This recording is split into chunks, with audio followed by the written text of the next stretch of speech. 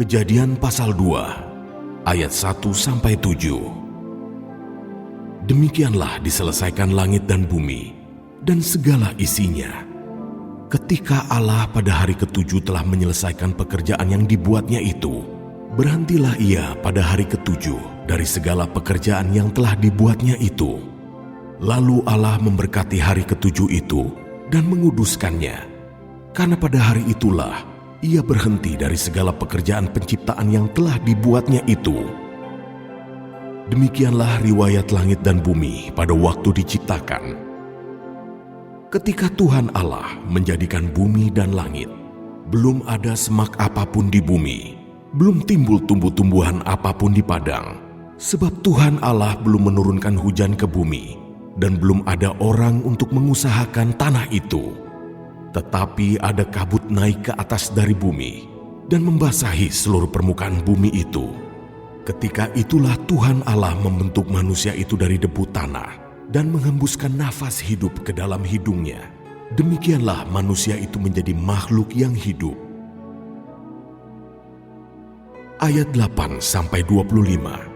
Manusia dan Taman Eden. Selanjutnya Tuhan Allah membuat taman di Eden, di sebelah timur. Disitulah ditempatkannya manusia yang dibentuknya itu. Lalu Tuhan Allah menumbuhkan berbagai-bagai pohon dari bumi, yang menarik dan yang baik untuk dimakan buahnya, dan pohon kehidupan di tengah-tengah taman itu, serta pohon pengetahuan tentang yang baik dan yang jahat.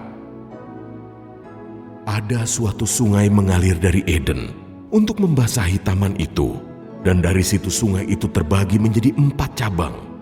Yang pertama namanya Pison, yakni yang mengalir mengelilingi seluruh tanah Hawila, tempat emas ada. Dan emas dari negeri itu baik. Di sana ada damar bedolah dan batu krisopras. Nama sungai yang kedua ialah Gihon, yakni yang mengalir mengelilingi seluruh tanah Kush. Nama sungai yang ketiga ialah Tigris, yakni yang mengalir di sebelah timur Asyur. Dan sungai yang keempat ialah Efrat. Tuhan Allah mengambil manusia itu dan menempatkannya dalam Taman Eden untuk mengusahakan dan memelihara taman itu. Lalu Tuhan Allah memberi perintah ini kepada manusia. Semua pohon dalam taman ini boleh kau makan buahnya dengan bebas.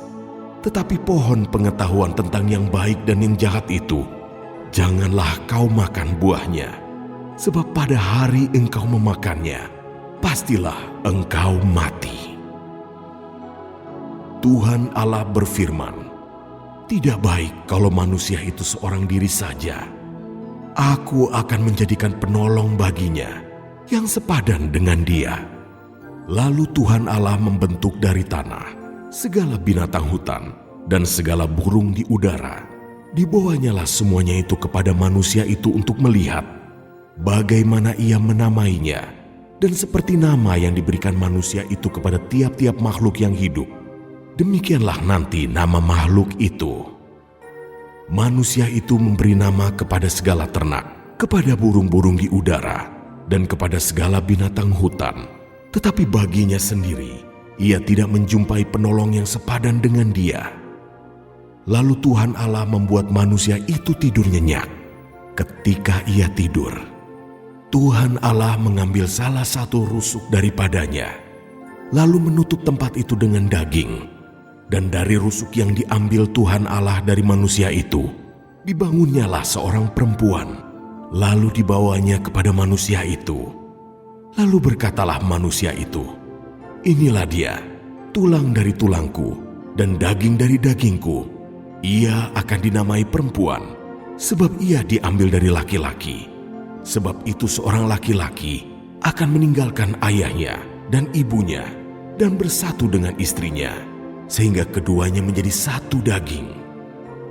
Mereka keduanya telanjang, manusia dan istrinya itu, tetapi mereka tidak merasa malu.